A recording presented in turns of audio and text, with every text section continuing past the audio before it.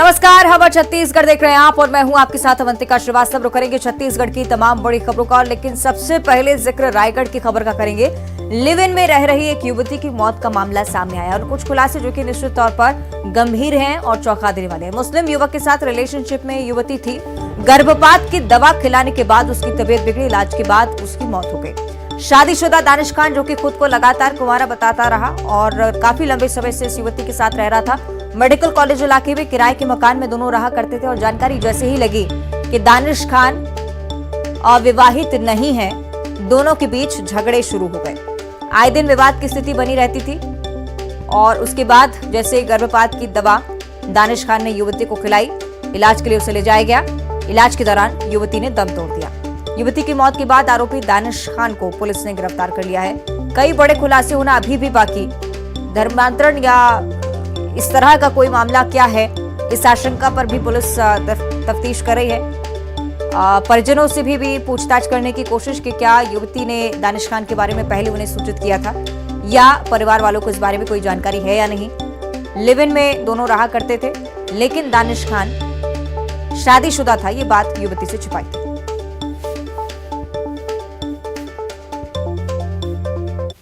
महिला थी और जिनके साथ वो रहती थी, करीब 2 साल तक रहे साथ में पति पत्नी के रूप में। फिर वो महिला गर्भवती हो गई थी तो उसके पति द्वारा ही उसको गर्भपात करने की दवाई दिया गया था और उसमें ही उसकी मृत्यु हो गई थी।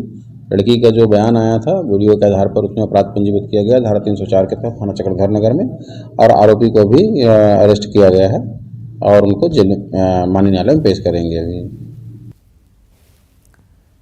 तो अभी तक पुलिस की तरफ से क्या कुछ कार्रवाई हुई है और किस तरह की तथ्य भी इस मामले में सामने आए, पूरी विस्तार से हम जानकारी लेंगे। सहयोगी हरपाल सिंह रायगढ़ से हमारे साथ लाइव जुड़ रहे हैं, हम रुक कर लेते हैं।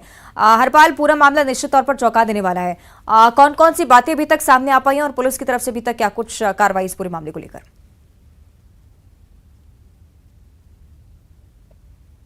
जी, इस पूरे मामले को लेकर रायगढ़ पुलिस के अतिरिक्त पुलिस अधीक्षक से हमने बात की, तब उनका कहना है कि जो है वीडियो के आधार पर जो पीड़िता ने अंतिम बयान दर्ज कराए थे, उसके आधार पर आरोपी युवक के खिलाफ 304 का मामला दर्ज कर लिया है और जांच अब भी जारी है। जांच में जो है जो बयान तथ्य सामने आएंगे, जैसे 376 का मामला उनके साथ दुष्कर्म किया गया है, जैसे बात सामने आ रही है। मारपीट का मामला है, मारपीट के साथ ही जो अजन्मा जो बच्चा है उसकी गर्भपात कराने का प्रयास करने, गर्भपात करने का जो मामला है उसमें भी जो है अपराध दर्ज होगा और उन मामलों पर भी बढ़ेंगे। फिलहाल अभी पुलिस ने आरोपी युवक को गिरफ्तार तो कर लिया है, गिरफ्तार करके पूछताछ की जा रही है। आगे कार्रवाई के लिए पुलिस जो है आरोपी के जो अन्य क्या इसमें अन्य लोग बिल्कुल ठीक आप कह रहे हैं हरपाल की बहुत गंभीर मामला और कई सारी धाराएं भी इस मामले से जुड़ सकती हैं।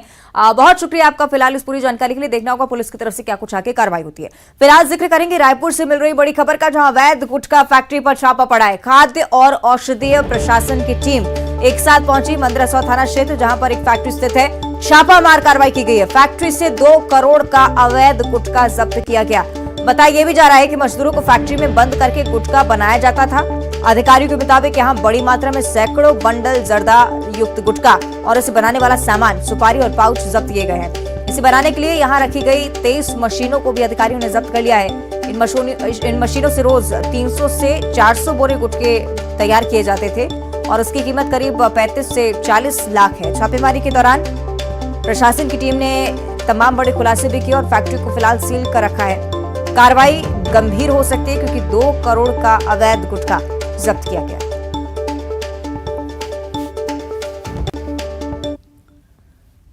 राजधानी रायपुर का ही जिक्र करेंगे, वहां स्मार्ट सिटी प्रोजेक्ट के तहत करोड़ों के खर्च से 2 मल्टी लेवल पार्किंग बनाई गई हैं। कलेक्ट्रेट से कुछ ही दूरी पर यह पार्किंग स्थित है, लेकिन वहां ना तो गाड़ियां पार्क होती हैं और ना ही इस तरफ प्रशासन की कोई निगरानी है। आलम यह भी है कि लोग सड़कों पर गाड़ी पार्क करते नजर आते हैं और ट्रैफिक की समस्या से निजात पाने के लिए ये जो पार्किंग बनाई गई थी महज शोपीस बनकर रह गई है। शहर में जाम का आलम है। वैसे इतना बड़ा हो गया तो ये जो वो है, जो गाड़ियां खड़ी होती है, दुकानों के पास गाड़ियां खड़ी होती है, भवनों के पास गाड़ी खड़ी होती है, कॉम्प्लेक्सों के बड़े बड़े के पास, ये पुलिस प्रशासन को थोड़ा सा इसमें वो होना चाहिए, उनको थोड़ा सा कार्रवाई करना चाहिए क्योंकि अगर मल्टी लेवल बना है तो फिर उसका उपयोग भी होना चाहिए। वो पैदल चलने को तरस जाती है, क्योंकि उस फुटपाथ नाम की कोई चीज़ या पैदल चलने की जगह रायपुर शहर में बची ही नहीं है। सारे शहर में अवैध बेतरतीब तरीके से वाहन खड़े रहते हैं और इस तरीके से मल्टी लेवल पार्किंग का जो उद्देश्य था कि हमारे शहर हमको साफ़ सुथरा दिखेगा, हमारा शहर हमको स्मार्ट दिखेगा, तो इसमें पूरी तरीके से कांग्रेस की सरकार, कांग्रेस की निगम सरकार पूरी तरीके से विफल रही है। स्मार्ट सिटी का नाम सुनते ही लोगों के जहन में उस शहर की तस्वीर सामने आती है जहां की सड़कें चौड़ी हो, बेहतर पब्लिक ट्रांसपोर्ट की व्यवस्था हो और कायदे की ट्रैफिक व्यवस्था हमको दिखाई देती हो। वैसे तो राजधानी रायपुर में पार्किंग की समस्या और ट्रैफिक व्यवस्था को ठीक करने के लिए 2 मल्टी लेवल पार्किंग जो है वो यहाँ बनाए गए थे। पहला मल्टी लेवल पार्किंग जो है कलेक्ट्रेट के पास है और दूसरा मल्टी लेवल पार्किंग जो जयस्तंभ चौक में बनाया गया है।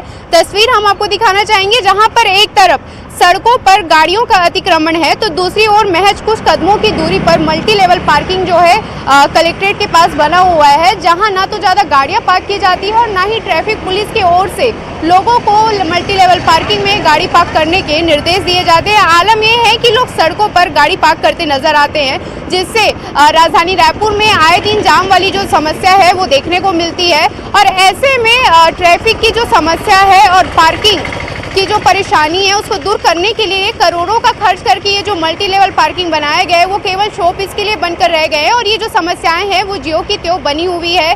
सड़कों पर अस्त व्यस्त गाड़ियों के चलते लोगों को भी काफ़ी परेशानियों का सामना करना पड़ता है और कहीं ना कहीं ये बदहाली जो है सड़क हादसे की वजह बनती है। कैमरामैन इमरान कुरैशी के साथ तनु वर्मा, न्यूज़ 18 छत्तीसगढ़, रायपुर। तो गैर जिम्मेदाराना रवैया आप देखिए प्रशासन का, जिस तरह से हमारे सहयोगी तनु वर्मा आपको लगातार तस्वीरें भी दिखा रही थी। मल्टी लेवल पार्किंग बनाई गई है, लेकिन व्यवस्थाएं क्या कुछ हैं हमारी सहयोगी तनु वर्मा से हम सीधे समझते हैं। तनु, आपकी रिपोर्ट हमने देखी, ये भी जाना है कि व्यवस्था वहां पर ठीक नहीं है। ट्रैफिक होने की वजह से रायपुर वासियों को खासा परेशान होना पड़ता है। महापौर कह रहे हैं कि अधिकारियों को इस ओर संज्ञान लेना चाहिए, प्रशासन को कार्रवाई करनी चाहिए, लेकिन क्या कोई पॉजिटिव रिस्पॉन्स उनकी तरफ से?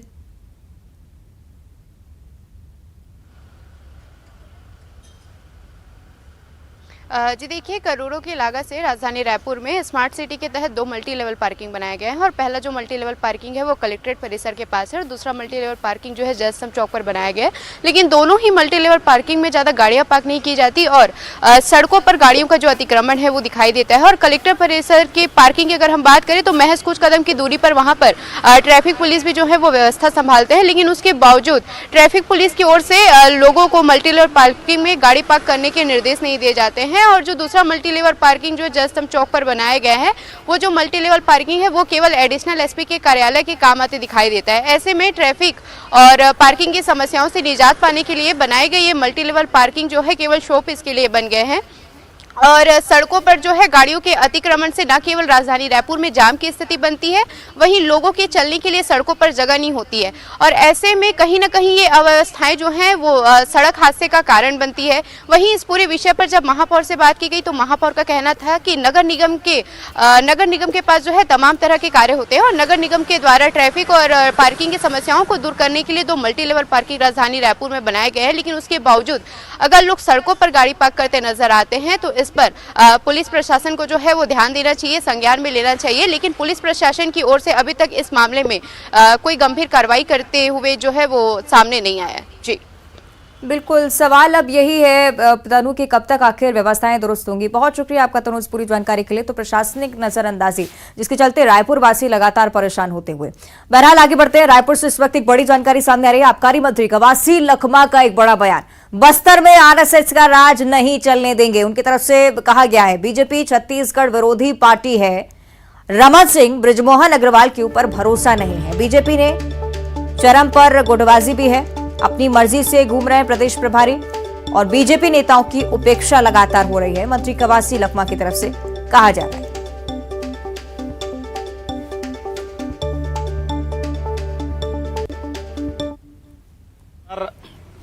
परवारी आ रहा है, हिंदुस्तान में पहला बार हम देखा है।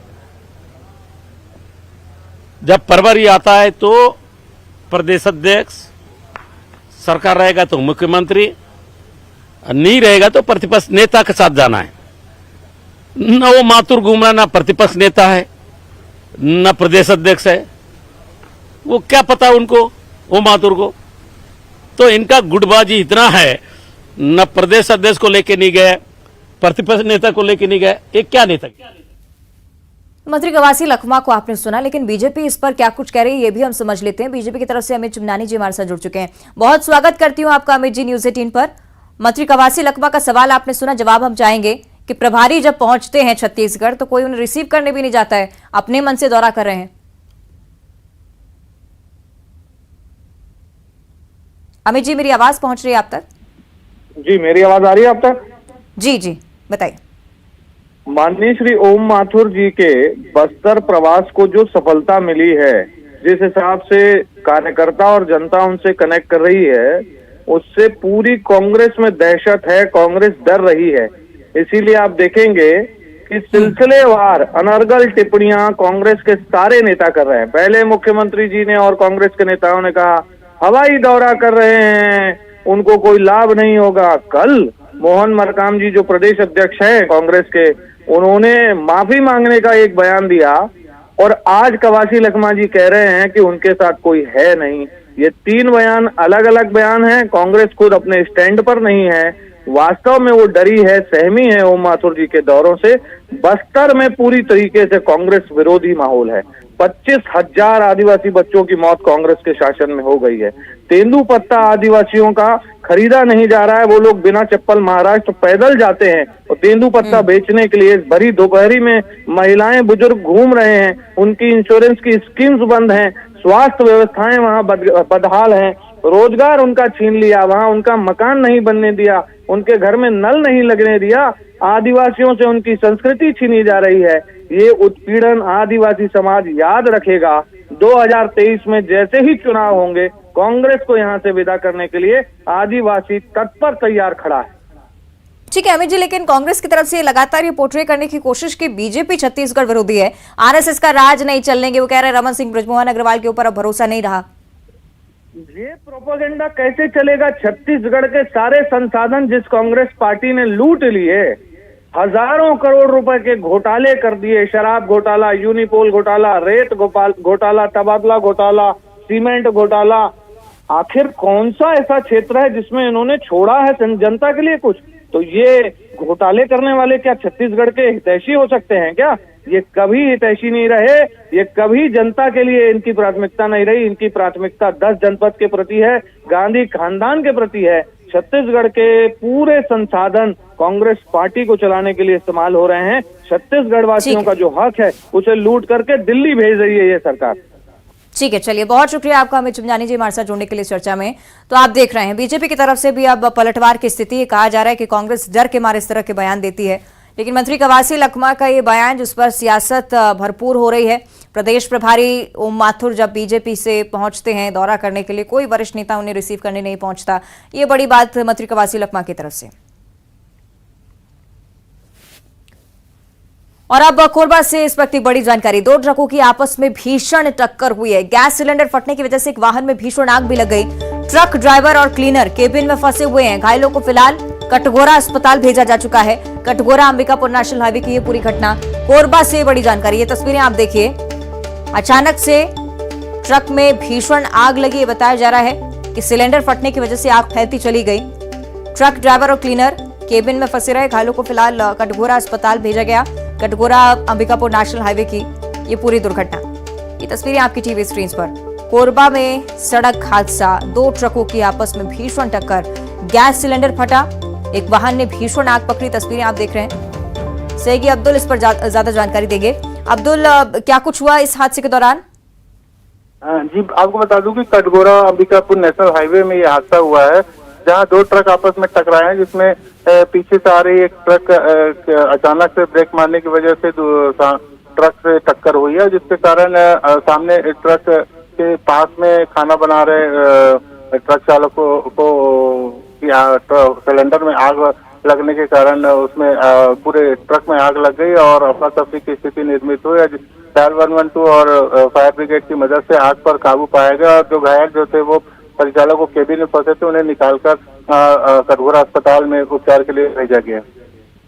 ठीक है, शुक्रिया आपका अब्दुल जानकारी के लिए।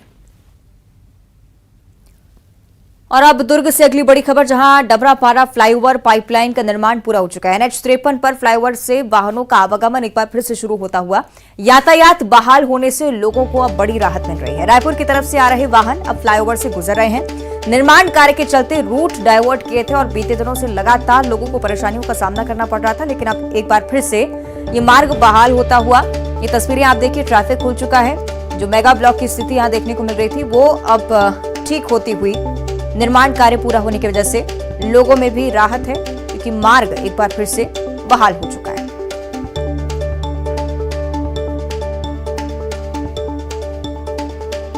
NH-53 पर फ्लाईओवर का निर्माण कार्य पूरा हो चुका है। यातायात एक बार फिर से सुचारू रूप से चल रहा है।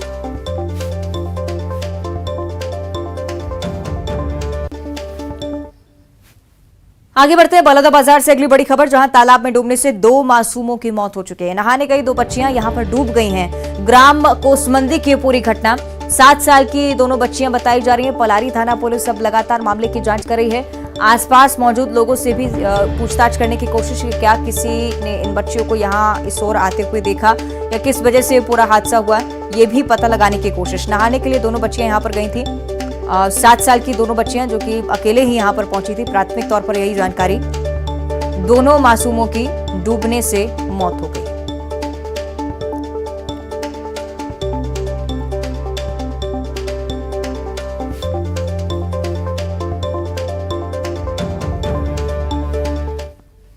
और इधर जगदलपुर में 40 लाख रुपए की लागत से बने कांजी हाउस के हाल बेहाल है। बेजुबान पशुओं की देखरेख करने वाला यहां पर कोई नहीं है। पशुओं को ठीक से दाना पानी भी नहीं दिया जा रहा है। इस वजह से कांजी हाउस में अब तक कई पशुओं की मौत हो चुकी है। मिली जानकारी के अनुसार यहां पर पशुओं को घास और मुरम दिया जाता है और पशुओं के मालिक निगम और ठेकेदार पर आरोप लगा रहे हैं। निगम जनप्रतिनिधि ठेकेदार को नोटिस देने की बात कह रहे हैं। बाछी बंधी हुई थी, मैं फंक्शन में चली गई थी, उनको खोल करके ले आए हैं। यहाँ बोलते हैं दाना खिलाता हूँ, भूसा खिलाता हूँ। आप गाय लोग का कंडीशन देखिए ना, 7 महीना की प्रेग्नेंट गाय दिख रही है आपको। मेरी गाय सद गई है। अगर मेरा गाय को या बाछा को या कुछ किसी को भी कुछ भी होगा, उसका जिम्मेदार प्रशासन होगा। और हम लोग यहाँ पर आज आए थे, ये जो सेट बना हुआ है इसके ऊपर सीट डालने के, ताकि जो इन्फेक्टेड गौवंश हैं उनको सुरक्षित रखा जा सके। तो आने के बाद हम लोगों ने देखा कि यहाँ जितने भी गौवंश हैं करीब 70-75 के आसपास है, ना उनको खाना दिया जा रहा है, ना पानी दिया जा रहा है, ना उनको बांध के रखने की कोई व्यवस्था है। वास्तव में वो कांजी हाउस नहीं, वो गौ हत्या का केंद्र बन गया है। वहाँ पे जिस प्रकार से गाय को जिस प्रकार से ठूसा गया, पहली बात तो रोका छुका के जो अच्छे गाय है वो पहले ही गायब कर दिए जाते हैं। और बुलेटिन में इतना ही। देखते रहिए न्यूज़ 18।